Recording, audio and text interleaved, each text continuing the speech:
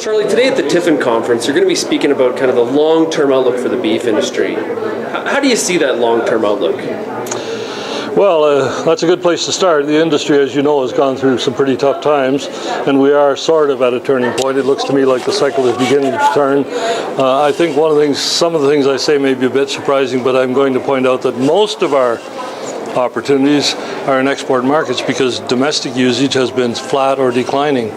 So I think it's an appropriate time to talk about market access, not just for its own sake, but for the purpose of diversifying ourselves so that we can get more competition. The Americans are the biggest exporters, and they're deficit producers, but they export to drive the price. Yeah. And we've benefited from that. So I'm going to talk about some of those things. Do you see us getting away from, right now we have a pretty strong reliance on the U.S. market? Yes. Do you really see this coming to fruition where we have these other export markets we've been talking about for quite some time? Well, the answer to that, from my point of view, is yes and no. The no means that the United States market will remain our most important market into the distant future. I've said in meetings that the youngest person in the audience will be as old as I am now before the United States isn't our most important market. That doesn't mean that we shouldn't and can't diversify into other markets. The United States is the United States' biggest market.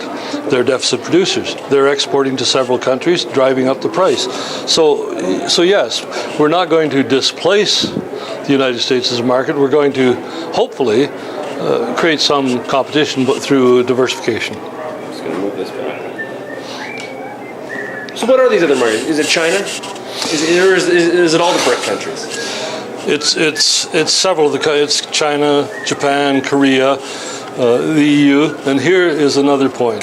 It has to be sort of a limited number because we are not a huge, by world standards, we're not a huge producer. So one of the points I'll be making is that we have to pick our spots. For an importer, continuity of supply is important.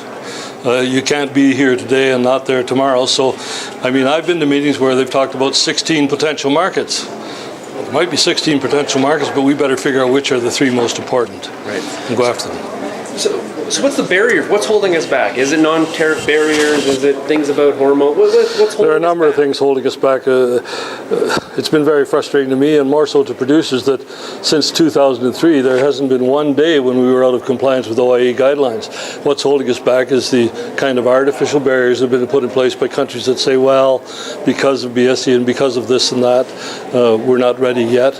However, we want access right quickly back into the American market. We've got limited access under 21 months of age into Japan. Things look a little promising now in South Korea. We're working on a trade deal with the EU, so all of those are potentials. But once again, we're going to have to secure those markets before we can think about the producers expanding their herds. We've done enough of this supply push stuff. I think that signals to expand the herd must come from the marketplace.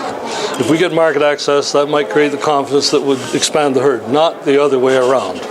So if we have pull-type demand instead of push-type demand, yes, doesn't that mean that the producers realistically at the end of the line they're more profitable than the other way? Well, yes. We've had 30 years experience with supply push. Most of my career, I can think of a time back in 1965 to 73 when it was definitely demand pull. Those were good times in the cattle business. But then for several reasons I'll talk about today, we expanded way beyond real demand and paid the consequences for that. We paid with trade action from the states, all sorts of things like that. So I'm very much an advocate of demand pull. When you look at the Canadian situation right now and compare it to the U.S. situation, are we in a really good spot, or are we about the same? Well, we have some opportunities that they don't have, and we have some challenges that they don't have. First of all, we are not large enough to be a huge factor in the marketplace, but on the positive side, I think that Canada has more opportunity to expand to a degree than the United States does. Over the last several years, we haven't seen any movement in the U.S. beef cow herd.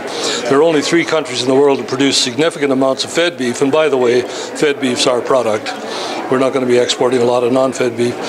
There's only 3 countries, Australia, Canada, and the United States, and it looks to me like Canada has got as good an opportunity as any of those 3 countries to expand. We've got the land, we've got the water, we've got the know-how, and we've got the product.